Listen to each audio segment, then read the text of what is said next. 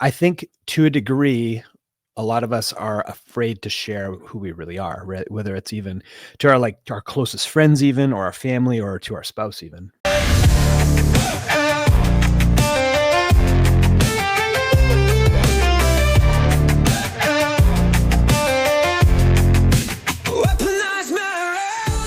Hello and welcome to the Weaponized Marriage Podcast. I'm your host, Ryan Hewitt.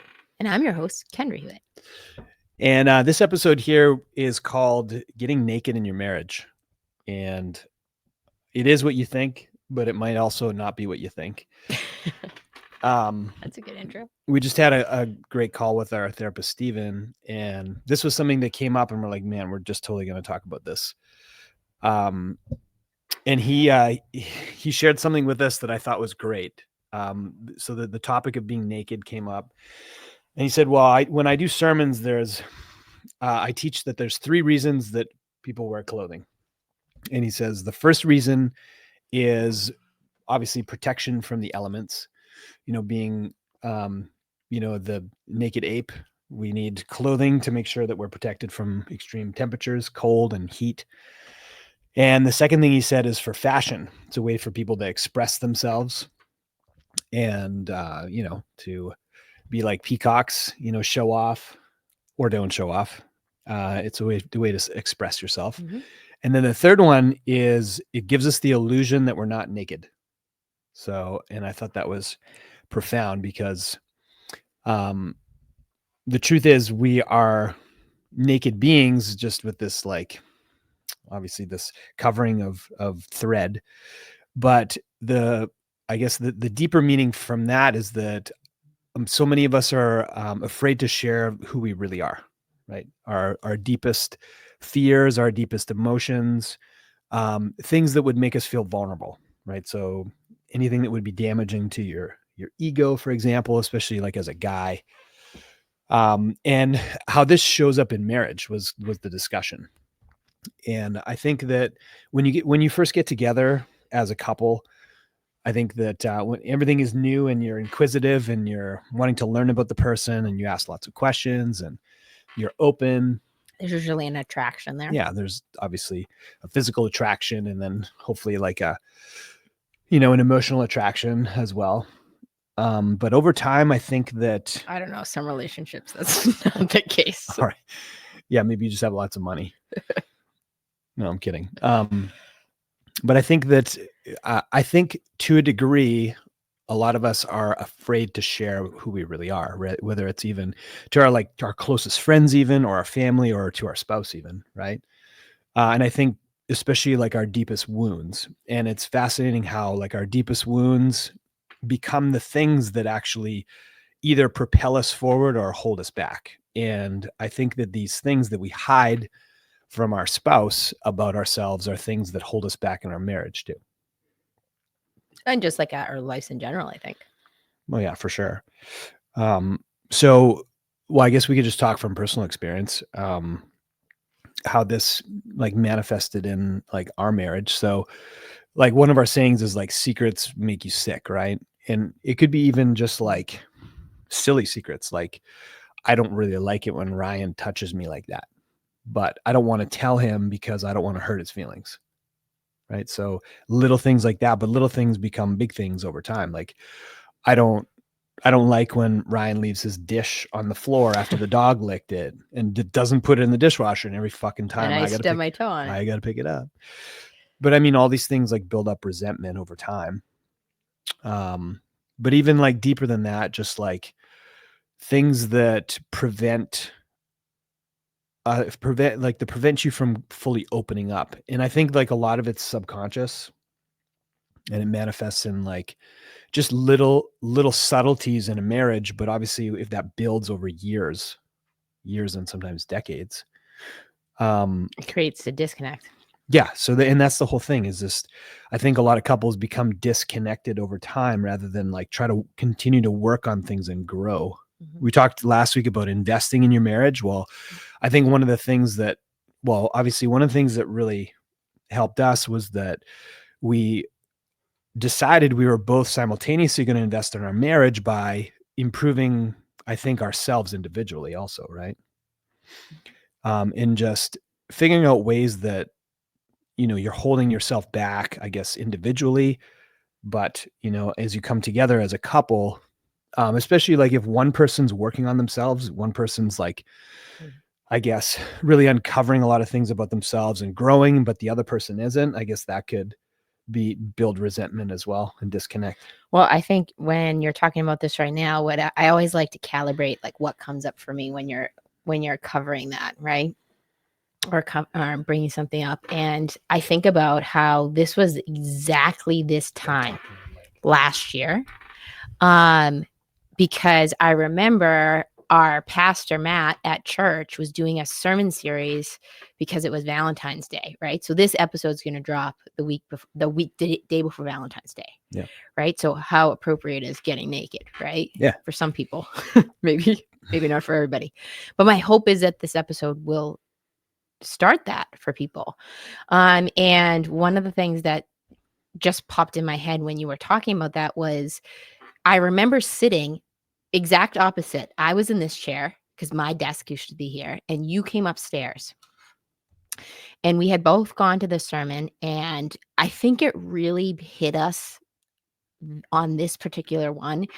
And I think in this day, I was the one to lead. Usually after we go to church, which we didn't go to church together till 2 years, probably about 2 years ago. Yeah. And Matt had talked about how are you bringing the best of you to your marriage? Mhm. That was one of the topics. And I got really internal on this topic because I was like, if I ask myself the question, am I bringing the best of myself to our marriage? Mhm. I sat up here and I was crying because I knew that the answer was no. And you came upstairs, and typically, like I said, after the sermon, we'll get in the car if we're driving together and we'll ask each other like, hey, what was your takeaway or what hit you today from the sermon? Mhm. And you came upstairs and I was like visibly upset. And I said, I was just thinking about today how when you asked me what I took away from the sermon, I kind of gave you this very like sugar-coated answer. And I knew that the minute I did it. And I kind of just said whatever it was. And then you came up here and I was like, I'm just sitting here really thinking about the fact that like, am I giving the best of myself to our marriage? And if I'm being really honest with myself, I said the answer is no. And I looked at you and I asked you the same question. Do you remember this conversation? No, I don't. And you said no. Oh. And we had come so far in our marriage, but that was when we had the conversation about we need to start with a therapist. And that was when we hired Stephen and we started working with him on a weekly basis, which was a huge commitment in many facets. And I was just remember even on today's call with Stephen, I was sharing about how I look forward to our sessions with Stephen as our more than our date night some nights, because it's a time where we have it on our schedule where we really connect. And here I've just what you were talking about made this come up to me as like, listen, this is a year later. Like you don't have to really, it's amazing how much can change with an investment of time and energy in each other. And I can honestly say, just like you said, this was the first year that I actually invested in myself, like making some changes in myself. And I feel like you've got to be a benefit that I can look you in the face now and say, I am giving you the best version of myself right now. Right. Do I want more? Sure. Yes. Not because I'm greedy, but because it's okay to want more than the version I currently am of myself. And also that means that I want the next version of our marriage. So I don't know why, but that's what came up when you brought that up. Yeah, I think, I mean, growth only happens when you're committed to the truth, no matter the consequence. And I think that was, I shared that last week that like 2017 to 2016 was like sort of that tectonic shift for me. Like I think Stephen gave the example. He's like, oh, growth happens little by little. You Violently. water the flower every day, and you just grow this teeny weeny bit every day, and it's fantastic. It's like, no, I'm the same way. It's like you feel like nothing's happening, and then all of a sudden, like the tectonic shift happens, and all of a sudden, like buildings fall over and fire hydrants explode and cars flip over, and like there's a violent shift. And that violent shift happened for me in 2017. And that was what like made me go all in. It's all about like your commitment to go all in. And really just like tell the truth for the first time of like, here's where I'm at. Here's what I've done. Here's like what I want. Yeah. And that's what I meant by saying is like, when I asked you, like, are you giving me the best of you? And am I giving you the best of you? That was the beginning of me really kind of telling the truth on where I thought we were, even though we made lots of changes that I think were putting us in the right direction. But that was a day where I got really real with myself of like, not only do you want more, you are capable of more. Well, and I'm going to say it from a guy's perspective. Like, I think like when you're connected intimately as a married couple, like that's when your sex is going to be just like mind blowing, awesome. Right. And for us, for a long time, that wasn't the case. And it took me a while to figure out like, holy fuck, like the reason that this isn't happening isn't because Kendra isn't attracted to me. It doesn't love me. Thinks she should be married to someone else. It's just like, I'm not stepping up and putting in the work. And first of all, investing in my marriage, but also like getting naked with my true self of like, this is where I'm at. And this is what I'm working on now in order to become that guy that you can trust. Because for guys, obviously, like it doesn't take much for us to want to like, get naked and have sex, right? It doesn't take much to turn me on. Like it's the wind blows. Yeah, exactly. when you're like, let's go. I'm like, okay. I don't think I've ever said no, ever. But for women and for you especially, like, what I mean by that is like my experience with you is just like, if you don't feel connected to me on an emotional level, okay, what that means is like, did you provide any acts of service and appreciate me? Do I feel safe to share my true feelings with you? Or are you going to get reactive and emotional and make me feel like I'm on eggshells every time I tell you something that you might not want to hear? Which is how I felt for a very long time. Yes. And I realize now, I was like, man, like I created that condition in my marriage where you didn't feel safe to be naked, right? Naked emotionally, but then that manifested as like also not wanting to be naked with me physically, right? And not wanting to like enjoy being naked with me physically, and unfortunately for me, it takes like, big act, like big collision, big, like an earthquake, a mass. Yeah, exactly. An earthquake to happen for that to realize that, to figure it out. I mean, it took, 10, 15 years to get here. And I don't think it has to, if you get committed a lot sooner. But yeah, I think by nature, you want to, like, as a guy, you don't want you have a fear of exposing yourself because of your ego, because you think that I'm going to look weak, whether it's to other people or like to my wife. I don't want her to think like I'm a pussy, or I'm, like, I don't want to get too emotional because then you'll think I'm weak, that type of thing. But also just fear. I think fear holds men back for sure of telling their wife the truth about like, hey, I really want to have better sex with you. or can I pause you for a minute there? Because that, like, again, like stuff just starts downloading for me, and I feel like I have to share it to capture it before I lose it. I thought about how we were just at our retreat a couple weekends ago with at Nick's. And I thought about how at that retreat, when we did our group share on the second day, and you shared some really deep, vulnerable, emotional stuff as a male. And it was so wild, because I look back now as almost like a little bit of an out of body experience, because that was the first time you didn't know any of those people in that group other than the No. people that were hosting it, right? And I could feel the energy shift of the room for the males, that it gave them this freedom that they could share on that emotional level and not be looked at as weak, which I think is really like a sad reality of a lot of men are not taught that, and don't want to do that work. And when it comes to the females, it was a very different shift. Because do you remember Susan that was sitting next to you? Yeah, she was like, "Oh my God, this is what I want in a man." Like, yes. She was like, and she physically joking got close to you and put her arm on you, remember? Yeah. Even though I was sitting next to you. It was funny. Yeah. But she felt comfortable enough even with me that she could do that as a joke, and she lightened it up a little bit. And I could feel the energy of every woman in that room. And that one of the shifts for the women's, the feminine energy was this. They were like, I want that emotionally available man. Right. Just like men want a physically and Available woman. physically available woman. Yeah.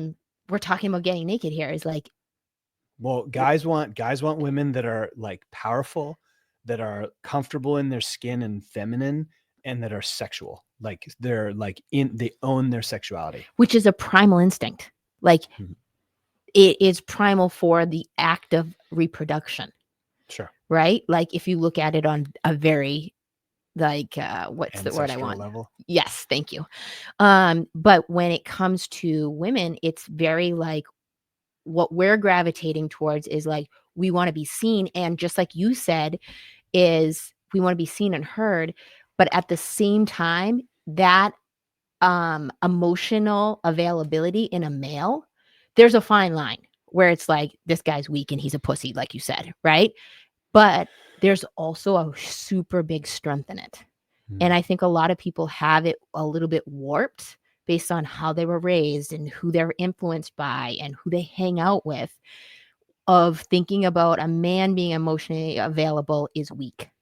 Yeah, I talked about this last week that, well, that was never taught to me as an example, right? Which wasn't taught to my father as an example, which wasn't taught to his father, blah, blah, blah, which is probably the most common story. I see a lot of people breaking the chains now of like hugging their kids, telling them they love them, and like being, showing their love for their children, for their wife. Like I want Lily to see us like intimate and like love each other. Like that's the kind of relationship I want her to have. Right. But like that did not happen overnight. Like Warrior changed my life for the reasons I shared last week. But one of the things that I learned was how to get over myself and just like share my true authentic vulnerability in myself. Like it really is just like sharing your weakness. Right. And it's just owning it. It's not getting all fucking soggy eyed emotional. It's the opposite of feeling victimized and feeling like there's something wrong with you, right? It's the opposite. It's like sharing where you're at and telling the truth and taking ownership of it, right? And that gives other men permission to like, oh my God, me too, right? I feel that too, because trust me, like all guys feel that kind of stuff, right? I think the biggest problem with men is they think they're fucking special. They think they're special. Like, elaborate. Well, they like a lot of people, like a lot of men, they think they're special. Like I'm the only one struggling with this problem. Nobody else will understand, right? I cannot share this with my wife.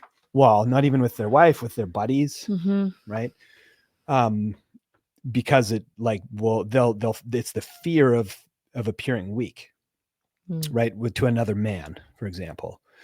But the thing is, like when you become open and share authentically, you get naked. Yeah, you get naked. When you get naked like that, other people start to align with you and resonate with that message. And you become more attractive that way because people are like, whoa, like this guy tells the truth. He's real. He's authentic. He's not this fake, like pound your chest. Pollyanna. Well, not even that, just like pound your chest alpha male. Like, oh, we just got to work out and crush it in business and, own the world and compartmentalize all that emotion because I can't feel that because I'm at work right now. And there's no such thing as compartmentalizing. It's like you just stuff it. right? You just stuff it. But then what happens is it comes out in ways that are unattractive, right? For me, it was like reactivity, right? It was like anger and reactivity. And it took a long time to realize like the anger and reactivity is just, that wounded boy that, didn't get picked, or it's just this pattern that I'm copying that my mother and father, practiced and I got to watch. Right. Of course, which it damages relationships over time. Right. And then it breeds that resentment. And it's like, I don't want to be married to you anymore. I don't want to get naked with you. I'm not attracted to you. But in reality, it's like both people just have to take ownership and responsibility for who they are and what their warts are. And, share with each other like, hey, this is where I'm taking ownership of what, where I'm at, what, like how I'm showing up. And that alone could change your marriage. Yeah. And if you can't show up for yourself, then how are you going to show up for the other person that like matters to you most?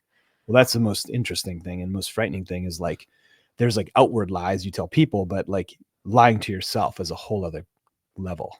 And most people don't ever want to look at that work. And that's where I was going with even the best of like, am I giving you the best of me? And I was sitting up here and like just sobbing because I was like, dude, the answer's no. And that was, I think, like I said, a very pivotal day for me to see like, okay, what do I got to do to like kind of shift this?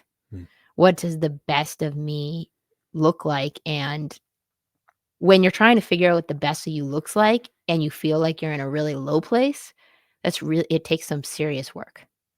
Right.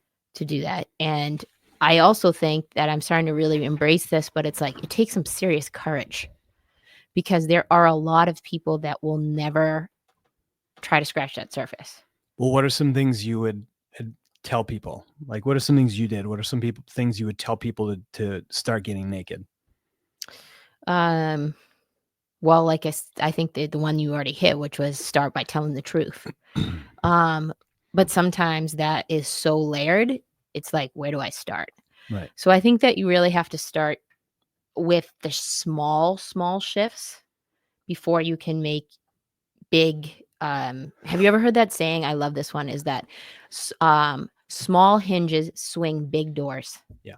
And I think about like looking back is like my first step was it's a principle of coaching too. Like both of us coach people, right?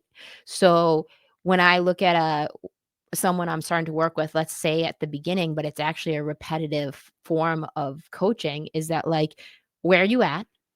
Where do you want to go? What's your first step? That's the framework that literally I coach off of, and I know you do too. And I thought about it like that first step for me. I didn't think about it as that first step at the time, but now looking back, I'm like, the first step was me being honest with you. Yeah. You being honest with me. And then it created room for us to make a different decision, which was ultimately we said, let's work with Steven one-on-one. Yeah. So that was our first step. Now, that might be a huge first step for someone that's just hearing this for the first time, right? So starting super small, like exercising the muscle of telling the truth to yourself. And is starting small of like, hey, I love you use this one all the time. Strip down naked and stand in front of a mirror and tell yourself the fucking truth. Are you fat? Are you fit? Do you need to do work on like some specific body part? It's like, like what is the truth? And that's like a very easy way for you to do that. It's very concrete, right? In your marriage, it's a little bit different. And it's really based on where you are starting from and what your level of current nakedness is.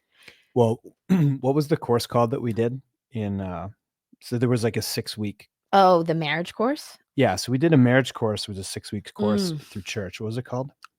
Okay. Well, that's not going to be helpful, but, there was 6 different categories of marriage that we went through, and each one, it asked us to rate like where we're at in that. And then it made you connect on where each other felt like you were. and there's exercises built into it. So, I mean, maybe we could attach to the show notes like what that course is called. We'll look it up. Because I thought that was like, it was a pretty good way to objectively sort of like assess where you're at. I think it's hard sometimes to realize it's like your parenting, and then there's your sex life, and then there's your finance, how you connect on finances. And then there's like, how's your social life together? How is communication? your communication.